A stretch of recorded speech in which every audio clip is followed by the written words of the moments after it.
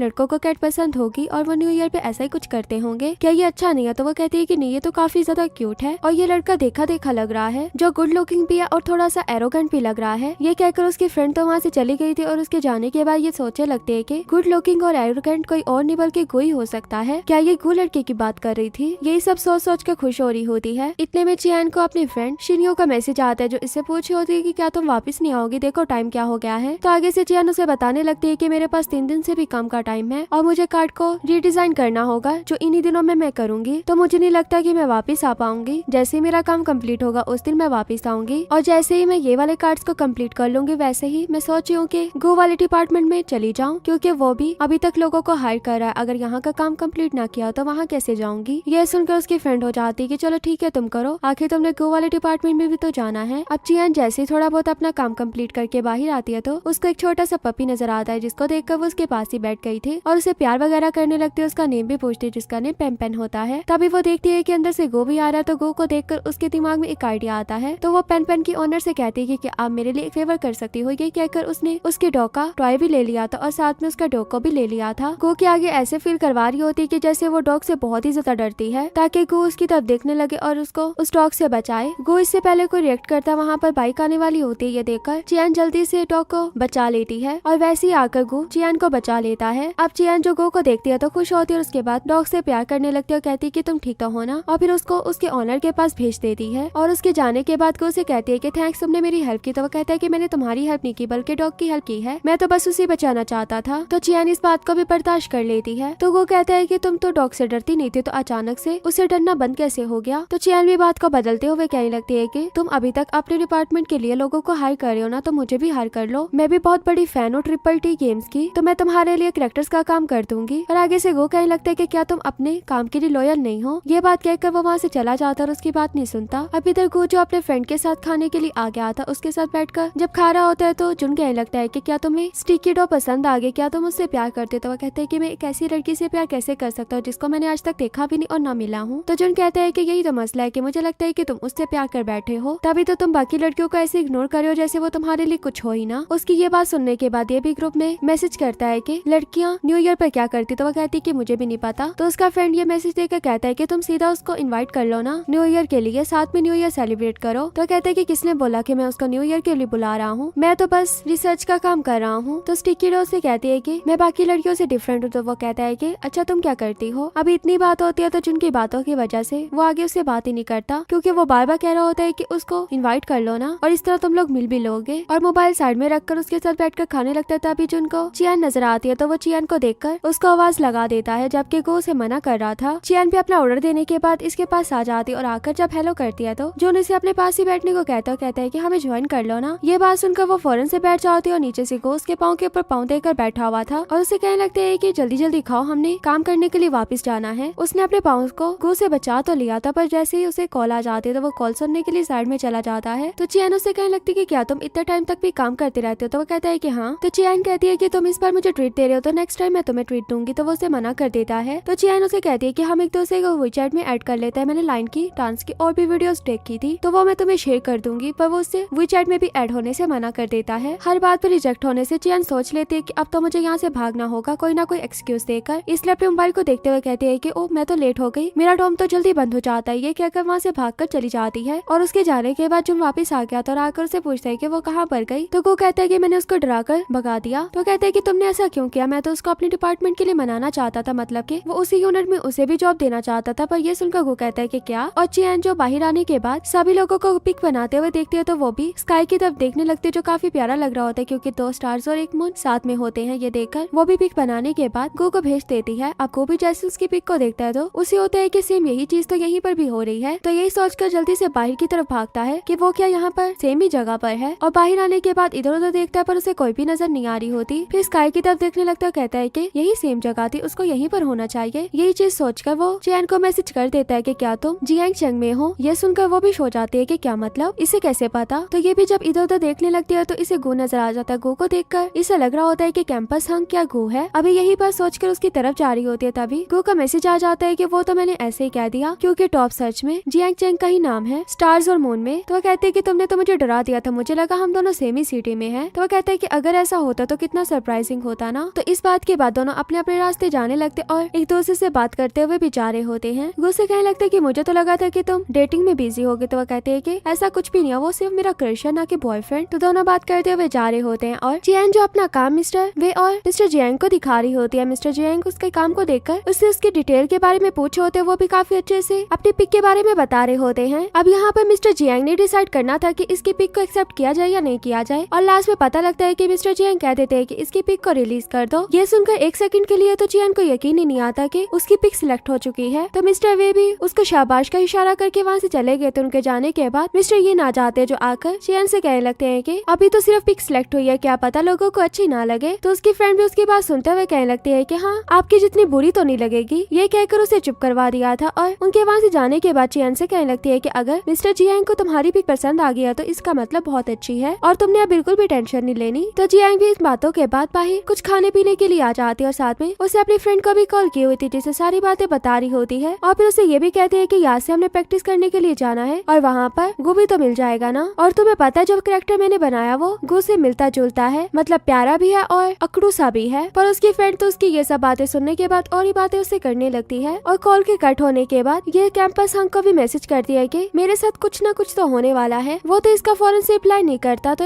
ये भी अपनी चीजें वगैरह बाय करके वहाँ से जाने वाली होती है, तभी देखती है कि वो पिक तो सभी लोगों को काफी पसंद आती है, यहाँ तक कि उसकी काफी तारीफ भी हो रही होती है कि ये तो बिल्कुल मेरे टाइप की है, जैसा मैंने सोचा था ये बिल्कुल वैसी है। ये पढ़ने के बाद जियांग तो काफी खुश हो रही होती है, पर कंपनी में बैठा मिस्टर यिन जरा भी खुश नहीं होता और उसे अपने आप पर ही गुस्सा आ रहा होता है कि उसकी पिक कितने ऊपर कैसे जा सकती है। यहाँ तक कि दूर से चैन ने उसकी एक पिक भी बना ली थी और वो पिक जियांग को भेजती थी और इधर गो जो उसके मैसेज को देख लेता है, पूछता है कि क्या हुआ, पर उसका रिप्लाई तो नहीं आता, इसलिए ये अपनी मीटिंग के लिए बैठ जाता है। उन लोगों ने जो भी सोचा हुआ था मीटिंग में करने के लिए वो सब गो को बता रहे होते। गो को तो उनका काम पसंद आया था, वो फिर जुन को भी उनका काम दिखाने लगता है और यहाँ स्टिकी डो अपना काम करने के बाद कैंपस हंक के आए हुए मैसेज को देखती है और उसे कहती है कि नहीं कुछ नहीं हुआ और उसे कहने लगती है कि क्या हम 7 बजे साथ में गेम खेल सकते हैं। मुझे पता है कि मैं तुम्हारा वीकेंड खराब करी हूँ, पर फिर भी तुम क्या खेलने के लिए आ जाओगे। तो वो कहता है कि नहीं मैं फ्री नहीं होगा, मैं बिजी हूँ इस टाइम पर। ये मैसेज करने के बाद वो अपने फ्रेंड के पास से उठकर चला गया था। तो उसका फ्रेंड भी ग्रुप चैट में जब ये मैसेज देखता है तो जल्दी से गो के पास जाता है, उसे कहने लगता है कि वो तुम्हें वीकेंड पर बुला रही थी, इसका मतलब उसका कोई भी बॉयफ्रेंड नहीं है जिसने तुम्हें ही अपने वीकेंड पर बुला लिया। क्या तुम्हें स्टिकी डो के बारे में पता है, क्या तुम उसे जानते हो। तो ये आगे से स्माइल कर देता है, जिसकी स्माइल को देखकर वो कहता है कि तुम हंसे क्यों। पर गो तो उससे दूर जा रहा होता है कि ऑफिस में इस तरह की बातें नहीं करो। और इधर हमें मिस्टर जियांग दिखाए जाते हैं जो मीटिंग में होते और सभी लोगों की बातें सुन रहे होते हैं। वहाँ पर सभी लोग अपने अपने आइडियाज वगैरह दे रहे थे और अभी तक यहाँ पर किसी को भी पता नहीं होता कि मिस्टर जियांग सब पर काम का इतना दबाव क्यों डाले और वो मीटिंग में अच्छा काम क्यों करना चाहते हैं। पर बस मिस्टर जियांग उनसे काम करवाई जा रहे थे। मिस्टर जियांग के कहने पर सभी लोग मीटिंग से उठकर चले जाते और उनके जाने के बाद पीछे मैट रह जाता है जो मिस्टर जियांग के पास जाकर उनसे कोई बात करता। तो मिस्टर जियांग कहते हैं कि हर बात में तुम्हें क्यों बताऊं। ये कहकर मिस्टर जियांग चले गए थे और इधर जियांग दिखाई जाती है जो क्रीम निकालने की कोशिश कर रही होती है, कहने लगती है कि मैं इतना भी ज्यादा इसे यूज नहीं करती जो इतनी जल्दी खत्म हो जाएगी। अभी ये बात बोलती है तो पता लगता है कि जिस लिफ्ट में ये जाने वाली थी उसी लिफ्ट में गो आ जाता है। उसे देखकर तो इसका बिहेवियर चेंज हो चुका था, दोबारा से वही क्यूट लड़की बन चुकी थी जो क्लिंजी टाइप होती है और गो से कहने लगती है कि तुम यहाँ पर क्या कर रहे हो। तो वो कहता है कि मैं लिफ्ट की सफाई कर रहा हूँ। उसका जैसा क्वेश्चन होता है वैसा ही वो उसका आंसर दे देता है। तो अब इसको खड़े हुए देखकर जब ये अंदर नहीं आ रही होती तो ये भी लिफ्ट का बटन दबा देता है कि यहाँ से लिफ्ट जाए। तो वो भी जल्दी से लिफ्ट के अंदर आ जाती है और उसके अंदर आते ही गो को उसके पास से आने वाली क्रीम की स्मेल से छींकी आने लगती है। तो ये देखकर चियान भी सोच लेती है कि अब वो ऐसी कोई चीज नहीं लगाएगी जिससे गो को मसला हो। वो तो गो से बात करना चाह रही होती है पर गो तो उसे मना करके वहाँ से चला जाता है और उसके जाने के बाद इसको याद आता है कि मैंने भी लिफ्ट से निकलना था। अब वापिस डॉम में आने के बाद दोनों साथ में बैठकर गेम खेलने लगते हैं। गेम में इन लोगों की थोड़ी बहुत बातें चल रही होती हैं और ये लोग एनिमी से भी छुप कर बैठे हुए थे। वहीं पर गो इसे टिप्स वगैरह दोबारा से देने लग गया था अपने बॉयफ्रेंड को पटाने के लिए। तो ये भी जल्दी से जाकर गो के पास ही बैठ जाती और उससे अच्छे से पूछ रही होती है कि मुझे क्या करना चाहिए और ये भी कहती है कि चलो अब की बार में मैं तुम पर यकीन कर लेती हूँ। तभी इनके पास एक ग्रेनेड आकर गिर जाता है जिसे देखकर दोनों वहाँ से उठकर भागते हैं। अब दोनों की जान तो बच चुकी थी पर इन लोगों को सामने वाले मिरर से एनिमीज नजर आ रहे होते हैं। अब यही देखकर चियान कहती है कि मैं इन पर ग्रेनेड फेंकूंगी और ऐसे फेंकूंगी कि लोग मर जाएंगे। अब वो बाहर निकल के ग्रेनेड तो फेंक दिया पर वो ग्रेनेड सही जगह पर नहीं जाता जिसकी वजह से वो लोग इसे मार देते और गो तो देखता ही रह गया था। अब ये मरते हुए भी यही कह रही होती है कि ये क्या बात हुई, न्यू मैप आया तो चीजें क्यों बदल गई, चीजें सेम टू सेम वैसी रहनी चाहिए थी ना जैसे पहले हुआ करता था। यही सब कहते हुए वो एलिमिनेट हो जाती है। अब जियान जिसने प्रैक्टिस के लिए जाना था, पर वैसे उसकी फ्रेंड की कॉल आती तो उसे बताते कि मैं प्रैक्टिस के लिए नहीं आ पाऊंगी, मुझे एक काम आ गया जो ज्यादा इंपॉर्टेंट है, तो तुम चली जाना। और इधर गो दिखाया जाता है जो प्रैक्टिस के लिए आ गया था, पर वहाँ पर आने के बाद उसे पता लगता है कि उसका फ्रेंड नहीं आएगा। अब वो देख रहा होता है कि उसे क्या करना चाहिए। तभी वहाँ पर जियान आ जाती है जो इसकी पार्टनर थी। वो अपना हुलिया फुल चेंज करके आई थी। एक तो उसने पॉट पकड़ा हुआ था, ऊपर से उसने फर वाली जैकेट पहनी हुई थी जो सेम टू सेम लाइन वाले ड्रेस के साथ मिल रही थी। उसे देखकर गो कहने लगता है कि तुम यहाँ पर क्या कॉमेडी शो करने के लिए आई हो। उसकी ये बात सुनकर जियान भी सोचने लगती है कि वो मुझे अजीब ही समझेगा, जैसे मैंने पॉट और जैकेट पहनी हुई है, पर मेरा भी तो 180 IQ है। तो कहने लगती है कि ये पॉट मैं इसलिए लेकर आई क्योंकि इससे मैं लाइन का हेड बनाऊंगी, और जो जैकेट मैंने पहनी हुई है वो लाइन का बाकी वाला पार्ट होगा, और हम इसी के थ्रू प्रैक्टिस करेंगे। वो वाला से उठाया नहीं जाता, वो बहुत भारी होता है। पर गो तो इसकी बातों में नहीं आ रहा होता और इसका क्यूट पन भी इससे जा रहा होता है, पर फिर भी अपने आप को कंट्रोल करके दोबारा से गो के पास जाती है और जैसा इसे कैंपस हंक ने करने को कहा था ये सेम वैसा ही कर रही होती है। और कहने लगती है कि ये बहुत ज्यादा भारी लग रहा है, तो क्या तुम मेरे साथ हेल्प करोगे। पर वो उसकी हेल्प भी नहीं कर रहा होता और दोबारा से ये दोनों साथ में प्रैक्टिस करने लगते हैं। जैसा जियान ने गो को बोला था कि तुमने मेरी कोट को पकड़ना, वो वैसे उसके कोट को पकड़ कर चढ़ रहा होता है। दोनों साथ में चढ़े होते तभी कुछ 2-3 सीढ़ियों से ऊपर जाना होता है। वहीं पर जियान का पाँव अटकता और वो गिर जाती है और उसने कुछ ज्यादा ही उसका नाटक बना लिया था। कहने लगती है कि मेरे पाँव में मोच आ गई है, क्या आज की प्रैक्टिस हम यहीं पर खत्म कर दें। ये बात पहले वो गुस्से से कहने लगती है, पर उसके फेस को देखकर उसका गुस्सा चला जाता है क्योंकि उसने अपने से ऑपोजिट बिहेव जो करना था, इसलिए बहुत ही ज्यादा प्यार से बात कर रही होती है। कहने लगती है कि तो मेरी हेल्प करो ना उठने में। ये कहकर उसकी तरफ हाथ कर दिया, पर वो तो वहाँ से जाने लगता है और इसी वजह से वो गिरने लगती है। तो उसी पॉट के अंदर गिर गई थी और उसके थ्रू जब आगे जा रही होती तो इसको बहुत बुरी चोट लगने वाली थी, पर गो ने इसे टाइम से देख लिया था, इसलिए इसे बचाने के लिए आ जाता है और खुद उसकी जगह पर गिर गया था और उसे बचा लिया था। तो ये भी उसके ऊपर होते हुए ही पूछने लगती है कि तुम ठीक तो हो। तो आगे से गो भी कहता है कि पहले मेरे ऊपर से तो उठो। तो जल्दी से उसके ऊपर से साइड पर हटकर जब खड़ी होती तो गो के भी कंधे में दर्द हो रहा था, तो उसे देखकर कहने लगती है कि तुम्हें चेक करवाना चाहिए। तो कहते हैं कि मुझे चेक करवाने की जरूरत नहीं है, बल्कि तुम्हें चेक करवाने की जरूरत है, मैं तुम्हारे लिए तुम्हारे ब्रेन का डॉक्टर बता दूंगा। ये कहकर गो वहाँ चला जाता है और उसकी इस बात को भी जियान बर्दाश्त कर लेती है। और फिर हमें नेक्स्ट डे दिखाया जाता है कि जियान अपने काम करने के लिए आ गई थी। वैसे मिस्टर वे आते जो आकर जियान को बताने लगते हैं कि तुमने बहुत अच्छा काम किया था और बहुत से लोग तुम्हारे काम को पसंद भी कर रहे हैं। ये सुनकर जियान तो खुश हो जाती है, पर उसकी साथ वाली फ्रेंड मिस्टर वे को रोक लेती है और पूछने लगती है कि क्या हमें इस बार बोनस भी मिलेगा। आखिर जियांग सर खुश होंगे ना। मिस्टर वे आगे से कुछ कहते इससे पहले वहाँ पर मिस्टर जियांग आकर सभी लोगों को डांटने लगते हैं और एक को तो अपने साथ ले जाते हैं कि तुम्हें जो काम करने को कहा था तुमने अभी तक किया क्यों नहीं। अब ये देखकर तो चैन भी बिल्कुल चुप होकर बैठ गई थी जिसने बोनस के बारे में पूछा था। अब मैट को ही बुलाया हुआ था। वो जब वापिस आता है तो यिन पूछने लगता है कि क्या हुआ था, तो वो इनको बिल्कुल ठीक से बात नहीं बताता, बस ये कह रहा होता है कि देखना यूनिट 9 नहीं जीतेगा बल्कि हमारा डिपार्टमेंट ही जीतेगा। इनको तो उसकी बात जरा भी समझ में नहीं आती। और जुन दिखाया जाता है जो गो के साथ खाने के लिए आया हुआ था और उसके सामने बैठकर ऐसा ऐसा नाटक स्टार्ट कर देता है कि मेरी गर्दन में दर्द हो रहा है और मेरे हाथों में भी दर्द हो रहा है टाइपिंग कर करके। तो उसके सारे काम को देखते हुए गो कहता है कि तुम्हें हॉस्पिटल में चेक करवाना चाहिए। तो वो कहता है कि हॉस्पिटल में नहीं। तो गो समझ आता है कि इसको सेक्रेटरी की जरूरत है, इसलिए कहता है कि क्या तुम्हें सेक्रेटरी चाहिए। तो वो कहता है कि हाँ। तो गो कहता है कि मीटिंग के बाद देखेंगे, पर वो कहता है कि अभी भी टाइम है, मैं इंटरव्यू के लिए अभी लोगों को बुला लेता हूँ। और वैसे हमें जुन दिखाया जाता है जो इंटरव्यू लेने के लिए बैठा हुआ था। एक एक करके इंटरव्यू देने के लिए लोग तो आ रहे थे, पर वो जुन को बिल्कुल भी सीरियस नहीं ले रहे होते, यहाँ तक कि उसे वाइस प्रेसिडेंट भी नहीं समझ रहे होते। ये बात सुनते ही वो एक को तो भगा देता है और एक लड़की से तो बोला नहीं जा रहा होता, तो वो सेक्रेटरी कहाँ से बनेगी। और एक लड़की बाई दिखाई जाती है जो तैयारी वगैरह कर रही होती है क्योंकि उसे इंटरव्यू देते हुए काफी डर लग रहा था, जिसका नाम चेन शियी होता है। चेन शियी के सामने से जब एक लड़का गुजरता है जो गुस्से से बात कर रहा होता है और अंदर से जुन भी निकल आया था। अब जुन को देखकर वो पूछने लगती है कि क्या तुम्हारा इंटरव्यू अच्छा नहीं गया। मिस्टर जियांग जुन कैसे इंसान है। तो वो कहने लगता है कि वो तो बहुत बुरे इंसान है, वो ये नहीं बताता कि वही जियांग जुन है, क्योंकि वो देखना चाहता था कि ये किस तरह का रिप्लाई करती है। उसे कहने लगता है कि मिस्टर जियांग तो बहुत काम लेते हैं, वो आपसे ओवर टाइम भी करवाएंगे, मैं तो कहता हूँ कि तुम्हें अभी भाग लेना चाहिए। तो वो कहती है कि क्यों, जब यहाँ पर काम करने के लिए आए हैं तो वो थोड़ी ना आपको आपकी माँ की तरह बिठाएंगे कि तुम कोई भी काम ना करो। ये बात तो जियांग को काफी अच्छी लगती है और वो उसे देखकर कहने लगता है कि क्या मैं तुम्हारे रिज्यूम क्यों देख सकता हूँ, क्योंकि मैं इस चीज में एक्सपर्ट हूँ। ये सुनते साथ ही वो खुश हो जाती है और कहती है कि हाँ हाँ देखो, उसने अपना रिज्यूम भी पकड़ा दिया था और जुन भी उसका रिज्यूम देखने के लिए बैठ गया था। उसके रिज्यूम को देखकर काफी खुश हो रहा होता है क्योंकि हर चीज बिल्कुल परफेक्ट थी। तो वो उसे कहने लगती है कि अगर तुम कहीं पर काम करना चाहते हो तो मेरी लिस्ट में काफी जॉब्स वगैरह हैं, तो तुम्हें वहाँ पर जाके अप्लाई करना चाहिए। लो मैं तुम्हें शेयर कर देती हूँ। ये सुनकर वो जल्दी से अपनी वो चैट आगे कर देता है कि हाँ हाँ शेयर करो। तो शिनये भी जल्दी से अपने मोबाइल से स्कैन करने लगती है, पर उसके पास तो अपनी रिज्यूम वाली पिक ओपन हुई थी। तो कहती है कि सॉरी गलती होगी, मैं असल में थोड़ी डरी हुई हूँ ना। और फिर जब उसका स्कैन करती है तो पता लगता है कि जुन को वहाँ का एक एम्प्लॉय एक फाइल देने के लिए आता है जो